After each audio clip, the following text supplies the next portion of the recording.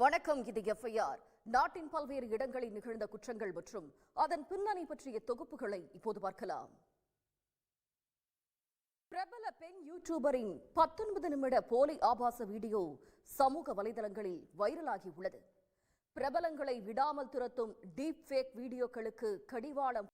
நடிகை ஸ்ரீலீலாவின் deep fake video சமூக வலைதளத்தில் வெளியாகி அதிர்ச்சியை ஏற்படுத்திய நிலையில் அபத்தமான விஷயங்களுக்கு வலைதள பயன்பாட்டாளர்கள் ஆதரவு தர வேண்டாம் என நடிகை கைகூப்பி கேட்டுக் கொண்டுள்ளார்.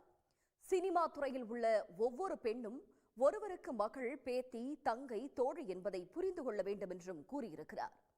சமூக வலைதளங்களில் பரப்பப்படும் டீப் ஃபேக் வீடியோக்களை பிரேசிலைச் சேர்ந்த இன்ஸ்டா பிரபலம் 10வது மாடியில் இருந்து விழுந்து இறந்து போன வழக்கில் போலீசார் அவரின் கணவரை கைது செய்திருக்கிறார்கள்.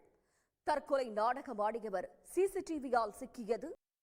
எஃப்ஐஆரில் தொடர்வது பெங்களூருவில் மனைவியை பல்லால் கடித்து சித்திரவதை செய்து கொன்ற கணவர் தூக்கிட்டு இறந்து போயுள்ளார்.